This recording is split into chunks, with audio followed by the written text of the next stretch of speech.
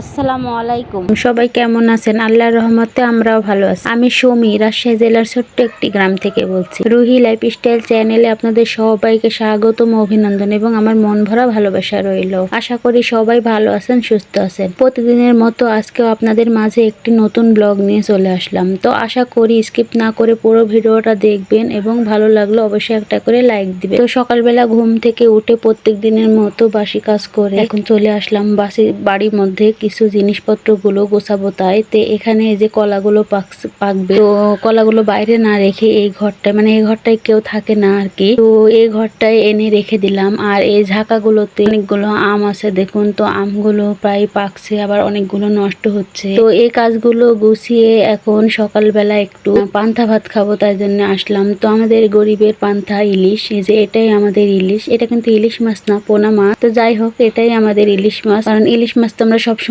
পাই না, আমরা মানে এত পরিমাণ ভিতরে থাকি, আর আমাদের এলাকায় ইলিশ মাছ সবসময় পাওয়া যায় না, শহর থেকে আনা লাগে। তো এটাই ধরেন আমাদের ইলিশ মাছ, এটাই ইলিশ পান্তা মনে করে খেয়ে নি। তো মাশাল্লাহ, মাছটা কিন্তু এমনি খেতে খুব মজা। তো সকালবেলা পান্তা ভাত কে কে খান অবশ্যই আমাকে কমেন্টে জানাবেন। তো প্রত্যেকদিন আমাদের পান্তা ভাত খাওয়া পড়ে না, তো আজকে ভাবলাম যে একটু পান্তা ভাত খাবো। আর পান্তা ভাত খেতে খুব ইচ্ছে করছিল, আর এত পরিমাণ গরম, আর পান্তা ভাত তো অনেক ঠান্ডা। তো ভাবলাম তরকারি দিয়ে পান্তা ভাত খাই আর বলি যে ইলিশ পান্তা খাচ্ছি। তো এই যে এগুলো বলছি, আর মানে খেতে কিন্তু অনেক মজা। আর নতুন চালের পান্তা, কারা কারা পান্তা খান অবশ্যই আমাকে জানাবেন। তো খাওয়া দাওয়া শেষ করে এখন বাড়ি গোছানোর কাজে লেগে গেছি।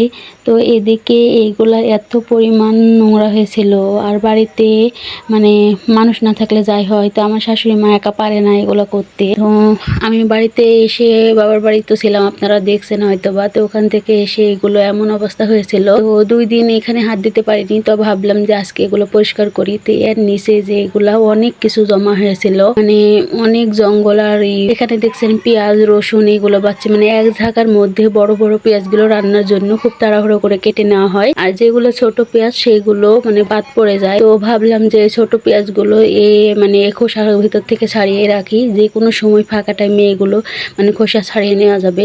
আর এইগুলো করতে এত পরিমাণ সময় লাগে, তো এগুলো যদি পরিষ্কার করে রাখি তাহলে সময়টা একটু কম রাখবে। আর রান্না করার সময় তো এই কাজগুলো করতে গেলে আর হয় না। ভাবলাম যে রান্নাটা একটু দেরিতেই করবো, এই কাজগুলো আগে করে নিই। আর কেন জানি না বাড়ি থেকে জঙ্গল পরিষ্কার করার পরেও মানে কেন জানি এত জঙ্গলে ভরে যায়, মানে মনে হয় যে আমরা মনে হয় জঙ্গল বাইরে থেকে এনে বাড়ির মধ্যে রাখি এরকম। তো আসলে এগুলো তরকারির মানে সবকিছুর মাছ থেকে এভাবে হয়ে যায়। গ্রাম অঞ্চলে তো এরকমই, মানে একটা করতে গেলে আরেকটা নষ্ট হয়ে যায়, আরেকটা করতে। আর বাড়ির জিনিস তো একটু কেনা জিনিস হলে একটু একটু আনলে একটু একটু খেলাম, কিন্তু এই বাড়ির জিনিস মানে একটু তালা থেকে একটু বেশি করে নামিয়ে আনি, যেগুলো বড় বড় তাড়াহুড়ো করে কেটে রান্না করে নিয়ে আবার ছোটগুলো বাসনা পড়ে যায়, এত দাম। আর এই জিনিসগুলো তো নষ্ট করতে পারবো না, তাই এইগুলো আলাদা করে গুছিয়ে রাখলাম। দেখেন কতগুলো রসুন সবকিছু হলো। তো বাইরে এই বেঞ্চটা নিয়ে আসলাম, এই বেঞ্চটা অনেকদিন পরিত্যক্ত হয়েছিল। তো ভাবলাম যে বেঞ্চটা বাইরে রাখলে মানুষে বসতে পারবে। তো এই যে কালো কালো দেখছেন, ওইগুলা কিন্তু কালি নয়, ওইগুলো এমনিতেই মানে সামা ধরে গেছে। তো ভাবলাম যে একটু পরিষ্কার করে মুছে নিই, মুছে নিলে তাহলে সবাই এসে বসতে পারবে। আর বারান্দায় আসে একটু না বসলে কেমন লাগে, আর বাড়ির মধ্যে থেকে চেয়ার সবসময় টানতেও ভালো লাগে না, হয়তো বা একটু বসলাম, একটু রেস্ট নিলাম। আর আমাদের বাহিরে এত পরিমাণ বাতাস। তো এই যে এখানে এই টোলটা ভালো করে মুছে নিচ্ছে, আর এদিকে আমার মেয়েটা দেখেন আমার সাথে, মানে আমার সাথে ওইও মুছবে, কাজ করবে, এরকম করতে। তো এগুলো করে যে পাশে খড়িগুলো আছে ওই খড়িগুলো একটু সরাবো। মানে আজকে বাড়ির যত ঝুল আর যত ময়লা ছিল সবগুলো পরিষ্কার করলাম, একটু খাঁচাখুচি করলাম, ওইগুলো অফ ক্যামেরায় করেছি। আর সবকিছু তো আপনাদের মাঝে শেয়ার করতে পারি না, কিছুটা সময় শেয়ার করি। আর কিছু মানে সব সারাদিন যতটা কাজ করি সবটা আপনাদের মাঝে শেয়ার করলে অনেক বড় ভিডিও হয়ে যাবে। মানে কিছু কিছু আপনাদের সাথে শেয়ার করি, আর কিছুগুলো করি না, আবার থাকে আর মনেও থাকে না যে এটা করি, তখন ক্যামেরা বন্দি করতে পারি না। তো যাই হোক, এদিকে এই কাজগুলো করে আরও বিভিন্ন রকমের কাজ আছে, ওই কাজগুলো করে নিব। আর আমাদের বাড়ির মধ্যেকার 2টা রুম আজকে পরিষ্কার করলাম, আরও 2টা রুম পরিষ্কার করতে পারিনি। তো ওই রুমগুলো এখন আর পারবো না, ওই রুমগুলোতে যেহেতু কেউ থাকে না। আর আম আলু পেঁয়াজ এগুলো, মানে পেঁয়াজ তালায় থাকে, আম আলু মানে কলা, তারপরে যত জিনিসপত্র এমনি আছে সেগুলো ওই রুমগুলোতে রাখি। আর যখন কোনো আত্মীয় স্বজন আসে কিংবা মনে হয় যে কেউ থাকবে তখনই কিন্তু ওই রুমগুলো পরিষ্কার করে ফেলি ভালোভাবে। আর ওই যে আপনাদেরকে বললাম অনেকগুলো কাপড় চোপড় আর ওই ফাঁকে কেচেছি, তো ওই কাপড়গুলো শুকিয়ে গেছে। তো ভাবলাম যে এখন দুপুরের আগে ওই কাপড়গুলো এখন তুলে নিই, এখন প্রায় 12টা বাজে এরকম। তো গোসল করে নিয়েছি ওই কাজগুলো করে, ধুলা ময়লার কাজ তো একটু তাড়াতাড়ি গোসল করে নিয়েছি। আর আমি শাশুড়ি মাকে বললাম যে একটু দেরি হয়ে গেছে, আর আমার খুবই সমস্যা হচ্ছে কারণ ধুলাতে আমার প্রচুর অ্যালার্জি। রান্না করতে তো উনি রান্না করে নিচ্ছেন, আর এইদিকে আমি গোসল করে রুমে আসলাম। এসে ভাবছি যে সব কাপড় চোপড়গুলো গুছিয়ে নিই, এই কাজগুলো করলে তো অনেকে এগিয়ে যাবে। তো প্রত্যেকটা জামাগুলো ভালো করে ভাঁজ দিয়ে রাখছি, ভাঁজ দিয়ে ওয়ারড্রোবের ভিতরে রেখে দেবো। আপনাদের বাড়িতে এই সমস্যা হয় না কি জানি না, আমাদের বাড়িতে তো প্রচুর হয়। কি সমস্যা বলেন তো? সমস্যা হচ্ছে আমার হাজবেন্ডকে নিয়ে, সে অনেক সমস্যা করে আমার সাথে। তো কি ধরনের সমস্যা সেটাও হয়তো বা আপনারা বুঝতে পারছেন নাকি আমি জানি না। সমস্যা হচ্ছে আমার হাজবেন্ড এই বেলা একটা পোশাক পরে, ওই বেলা একটা পোশাক পরে। যতই বলি যে পোশাকগুলো ভালোভাবে এক জায়গায় রাখো, কখনোই রাখবে না। তাকে যত বলবো পোশাকগুলো রাখতে এক জায়গায়, তত সে সরিয়ে সরিয়ে রাখবে। এখানে রাখবে একটা, ওইখানে রাখবে একটা। গোটা বাড়ি যেখানে আপনি যাবেন সেখানে দেখবেন এখানে একটা, ওখানে একটা, ওখানে একটা। তো আমি যেগুলো খেসে রাখি কাপড় চোপড় আর যেগুলো না খাসা কাপড় চোপড় সব কিন্তু একসাথে একাকার হয়ে যায়, বুঝতে পারি না কোনটা খাসা কোনটা খাসা। তো এইভাবেই কিন্তু আমার অনেক কাপড় খাসা লাগে। আর মানে ওকে যতই বলি এগুলো কখনোই সে করে না। তো আমার মনে হয় প্রত্যেকটা ছেলে মানুষই মনে হয় এরকম, কিছু কিছু আছে যারা করে হয়তো বা। আমার হাজবেন্ড তো সবসময় এরকমই করে যায়। আর তারপরে এখন একটা বাচ্চা, তো বাচ্চাটাও কিন্তু ঘরটা ভালো করে মানে মানে এলিয়ে রাখতে কি জিনিসপাতি গোছানোগুলো সবকিছু নষ্ট করে ফেলতে পারে, মানে সেরকম বয়স হয়েছে। তো সব মিলিয়ে মানে আমার খাসাখসিটা একটু বেশি হয়। তো সব সময় তো একই জিনিস আপনাদের সাথে শেয়ার করলে আপনাদেরও ভালো লাগবে না, এই জন্য সবকিছু আমি মানে আমার ভিডিওতে দেখাই না। তো কিছু কিছু যেগুলো মানে যেন বোরিং না লাগে, একই জিনিস যেন বারবার দেখতে না হয়, সেই জন্য আমি মানে জিনিসগুলো অ্যাভয়েড করি। তো যাই হোক, মেয়েদের তো এটাই কাজ, মেয়েরা ঘর গোছাবে, রান্না করবে, সবকিছু সামলাবে, বাচ্চা সামলাবে, এটা তো প্রত্যেকটা মহিলারই কাজ। তারপরেও আছে না কিছু কিছু সময় বিরক্তি লাগে। তো এই যে আমার ওয়ারড্রোব একটা আছে, ওই ওয়ারড্রোবে কিন্তু আমি এগুলো খানিক সময় যখন ভালো লাগে না আমি এমনি কিন্তু রেখে দিই। তো যাই হোক, এগুলো গুছাই। আবার অনেক বকাও দিই যে কেন এরকম করো, আমার কি কষ্ট হয় না? অনেক তো কষ্ট হয়, এরকম আর করো না।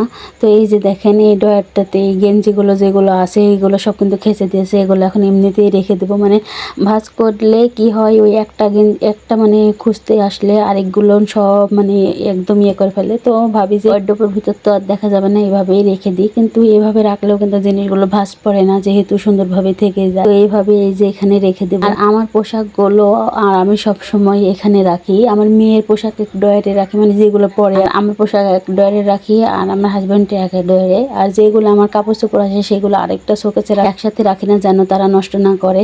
তো দেখুন শোকেসের ভিতরে এই জিনিসগুলোর কি অবস্থা। আমি কিন্তু এইভাবে জিনিসপত্র একদম রাখতাম না, সবসময় গুছিয়ে রাখি, কিন্তু এখন আর পারি না। মানে একটা করতে গেলে আরেকটা হয় না, একটা করতে গেলে আরেকটা হয় না। আর মানে হলো একটা যখন বের করে দিয়ে আমার মেয়েকে আরেকটা নেওয়ার জন্য যেতে পারে, আরেকটার এমন একটা সিচুয়েশন আসে যখন ইচ্ছে করে না যে কোনো কিছু গুছিয়ে রাখ, তখন এইভাবে একটা দিই আরেকটা রেখে দিয়ে এরকম করি।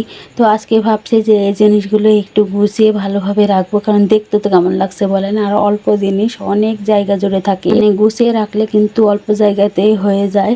তো এইগুলো আলহামদুলিল্লাহ সব কিছু করে এখন ভাত খেতে চলে এলাম দুপুরে। তো দেখি আমার শাশুড়ি মা কি রান্না করছে। তো ভাতের সাথে লেবু না নিলে তো হয় না, আর আমি লেবু এতই পছন্দ করি। আর এই লেবুগুলো আমার বাবাদের গাছের, মানে আমার বাবাদের গাছে অনেক লেবু হয় একটা গাছে। তো মাশাআল্লাহ আমরাই কিন্তু লেবুগুলোর প্রায় বেশি অংশ আমরাই খাই, কারণ আমার হাজবেন্ডও খুব পছন্দ করে, আমিও করি। আর গরম ভাতের সাথে লেবু ছাড়া তো জমেই না, তাই না? আপনাদের কার কার এরকম হয় বলেন তো? আমার তো লেবু খেতে খুব ভালো লাগে।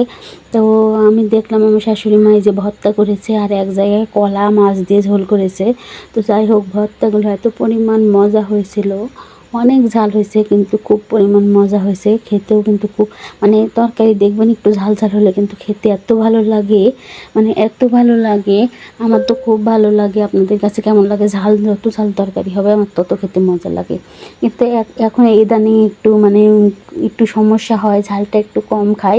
কিন্তু মানে তারপরেও কোনো সময় মনে হয় যে অনেক বেশি ঝাল দিই, ঝাল করে পরিমাণ মজা। যতবার লোকনা মুখে দিচ্ছি ভাতের ততবারই যেন মানে তৃপ্তি ভরে খাচ্ছে এরকম।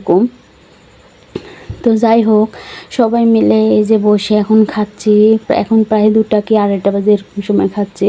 তো সবাই মিলে একসাথে বসে গল্প করতে করতে খাওয়াটা মজাটা একটু আলাদা। নুন খাই, ভাত খাই, শাক খাই আর মাছ মাংস যাই খাই সবাই মিলে খাবো। একটু কম খাবো, তাও সবাই মিলে খাবো। একা বেশি খাওয়ার চাইতে সবাই মিলে একটু কম করে খাওয়া অনেক ভালো, তাই না? আমার কাছে তো তাই মনে হয়। মিলেমিশে খাওয়ার মধ্যে যে তৃপ্তি আছে, একা আপনি দেখবেন একা যখন আপনি খাবেন তখন সেই তৃপ্তিটা পাবেন না। মাছ মাংস যাই রান্না করেন না কেন, একা খাবেন তৃপ্তি পাবেন না, কিন্তু সবাইকে নিয়ে খাবেন সেই জিনিসে যতটা তৃপ্তি পাবেন সেটা কোনো মানে আমার তো এটাই মনে হয়। আর কাদের কীরকম মনে হয়, আপনাদেরও যদি এরকম মনে হয় তাহলে আমার কাছে একমত পোষণ করতে পারেন। তো ভালো থাকবেন, সুস্থ থাকবেন। আজকের মতো আল্লাহ হাফেজ সবাইকে।